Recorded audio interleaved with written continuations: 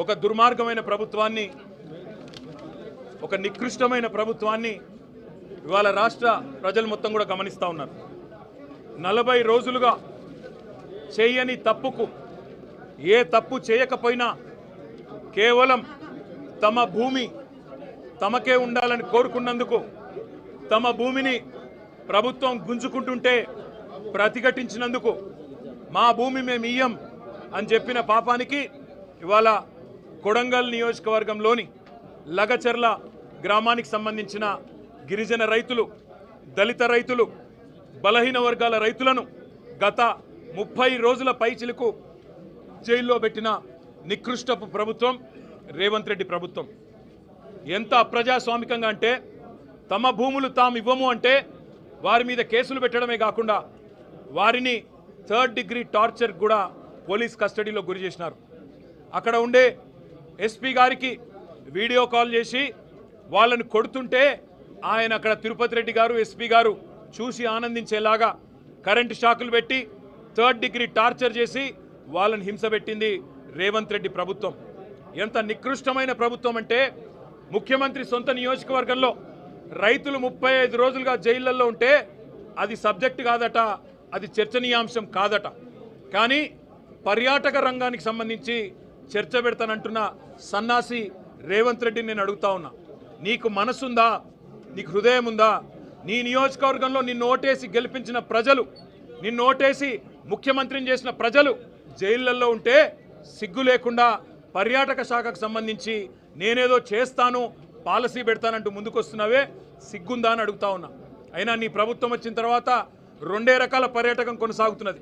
ఒకటేమో ఢిల్లీ పర్యాటకం, ఎక్కే విమానం దిగే విమానం తప్ప 1 రూపాయి కూడా వచ్చింది లేదు.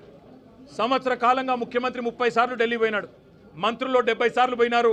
కానీ 100 సార్లు పోయినా 100 పైసలు కూడా తెలంగాణకు తేలేని సన్నాసులు ఈ కాంగ్రెస్ ప్రభుత్వం వాళ్ళు. అదే మాదిరిగా రెండో పర్యాటకం బాగా ఉంది, అభివృద్ధి చెందుతున్నది అంటే జైళ్ళ పర్యాటకం. ఎవరు ఈయన మీద మాట్లాడితే వాళ్ళని జైల్లో పెట్టాలా.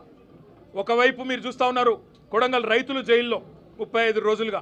అదే మాదిరిగా సోషల్ మీడియాలో ఎవరైనా పోస్ట్ పెడితే జైలు.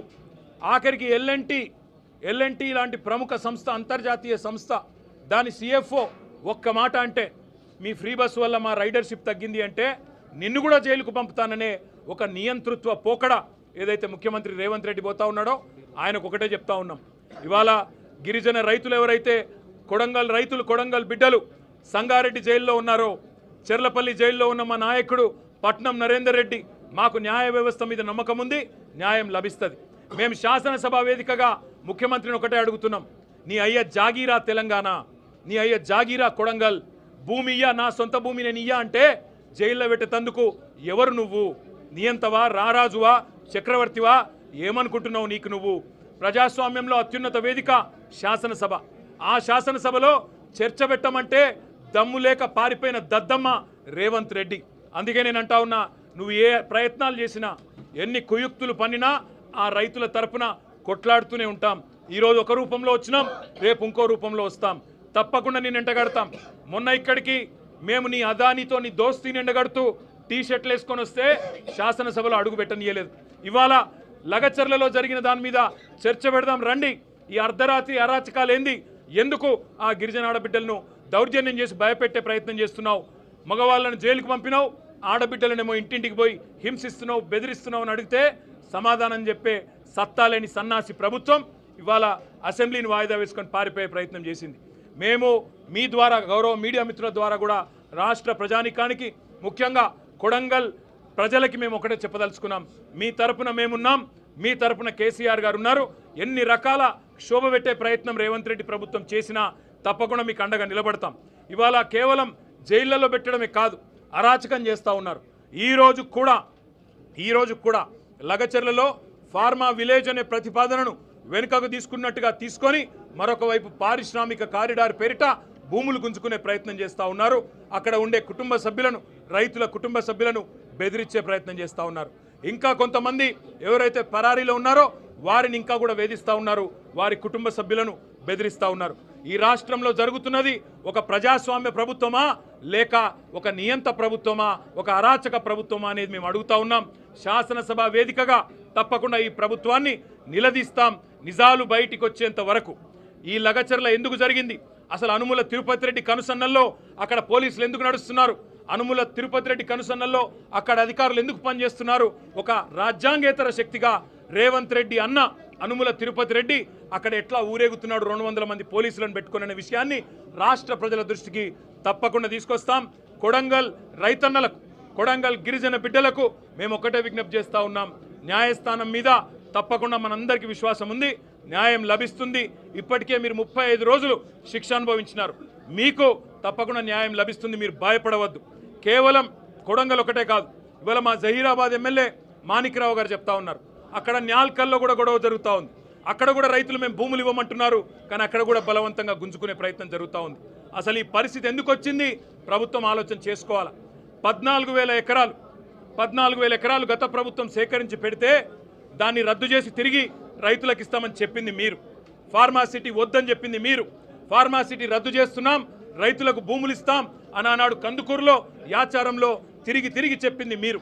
ఇవాళ ఇటు హైకోర్టును మోసం చేస్తున్నారు, అటు రైతులను మోసం చేస్తున్నారు, జైళ్లలో పెట్టి వారి కుటుంబ సభ్యులను బెదిరించే అప్రజాస్వామిక పనులు చేస్తూ ఉన్నారు. తప్పకుండా మీ భరతం రాష్ట్ర ప్రజలు పడతారు, ముఖ్యంగా రాష్ట్ర రైతులు పడతారు. అప్పటిదాకా తప్పకుండా మీ తరపున బీఆర్ఎస్ పార్టీ పోరాడుతూనే ఉంటుంది.